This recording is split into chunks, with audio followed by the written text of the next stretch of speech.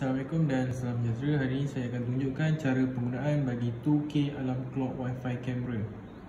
Aksesori yang diberi ialah 2K alarm clock, kabel USB untuk charging 2K alarm clock, adapter bagi kabel dan juga manual untuk 2K alarm clock. Okay, first saya akan terangkan tentang spek bagi 2K alarm clock.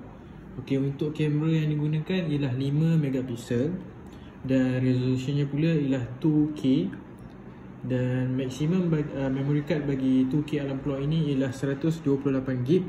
Ketahanan bateri pula lebih kurang 3 jam. Fungsi bagi 2K alarm clock ini ialah untuk ianya boleh live monitor, remote monitoring iaitu jarak jauh, boleh record video dan tangkap gambar. Itu sahaja. Saya tunjukkan bagaimana cara 2K alarm clock ini beroperasi. Okay, sebelum itu saya akan terangkan dulu pada bahagian badan 2K alarm clock ini. Okay, di sini ialah port USB untuk charging 2K alarm clock, dan di sini pula ialah reset button untuk 2K alarm clock, dan ini ialah on off button, dan di sini ialah slot memory card, dan pada bahagian bawah ini terdapat lampu indikator dan juga speaker bagi 2K alarm clock.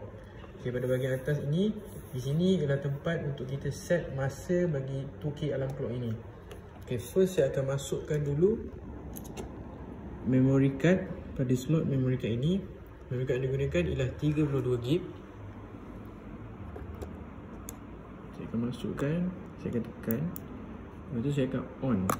Lampu indikator akan menyala. Untuk 2K alarm clock ini, ianya menggunakan apps HD Live Cam. Okay, saya akan open. Tapi untuk menggunakan apps ni anda perlu register dulu sebelum menggunakan apps ini. Okay, bagi yang sudah pernah register, hanya perlu sign in saja pada HD Live Cam ini. Saya akan sign in dulu.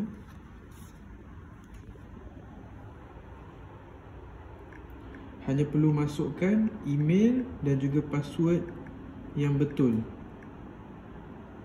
untuk menggunakan HD Live Cam ini.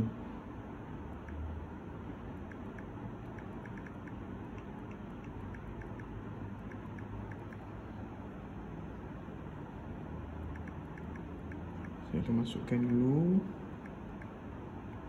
Okay, selepas itu kita akan dapat akses untuk menggunakan HD Live Cam ini.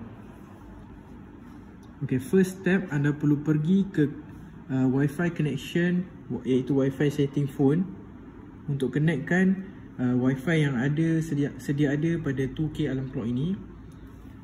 Okay, di sini kita dapat lihat UID, nama ataupun signal Wi-Fi bagi 2K alarm clock ini sudah keluar, iaitu KAP. Saya akan tekan dan connect. Okay, selepas connected, anda perlu pergi semula pada apps HD Live Cam. Okey, ini kita namakan ia sebagai mode point to point, iaitu jarak dekat. Okay, ini ialah paparan bagi HD Live Cam dan juga kualiti gambar bagi 2K alarm clock ini. Sekarang dalam resolution 2K.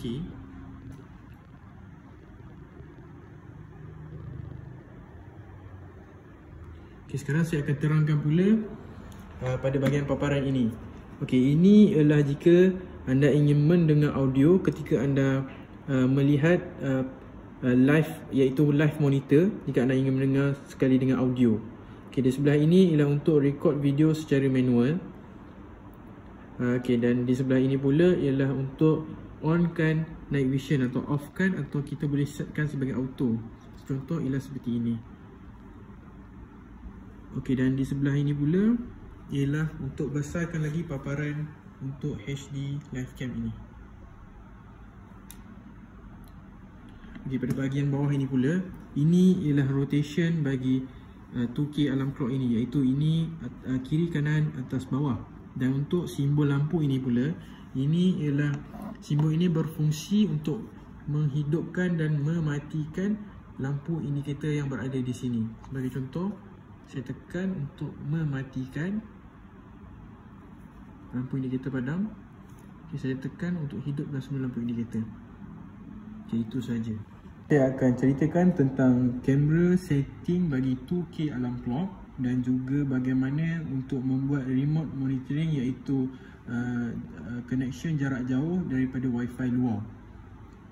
Okay, mula saya akan terangkan dulu pasal kamera setting untuk 2K alarm clock. Okay, kita pergi kepada setting. Okay, di sini ialah setting yang ada untuk 2K alarm clock. Okay, yang ini ialah kamera on dan off. Hanya perlu klik di sini untuk on dan off. Okey, di bawahnya pula ialah restart kamera. Hanya klik saja untuk restart kamera. Okey, untuk kamera setting ini ialah kamera placement ini ialah rotation bagi kamera. Kamera microphone ini ialah untuk on dan offkan mikrofon bagi kamera 2K alarm clock ini.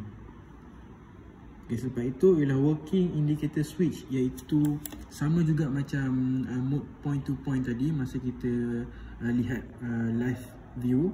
Okey, yang ini di sini jika anda ingin on atau offkan lampu indikator yang berada di sini, hanya perlu klik saja di sini untuk on dan off. Okey, dan di bawah ini pula ialah vision IR light switch, iaitu night vision semasa recording yang pada SD card. Okey, di sini saya sarankan anda hanya setkan saja pada auto. So senang bila 2K alarm clock berada dalam mode recording, dia terus tukar.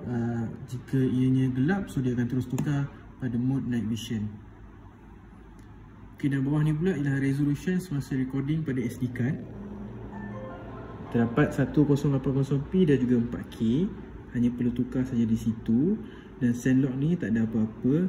Okey, pada alert setting pula, okey, jika anda ingin letakkan motion detection pada 2K alarm clock ini, just on di sini, klik di sini untuk on dan off.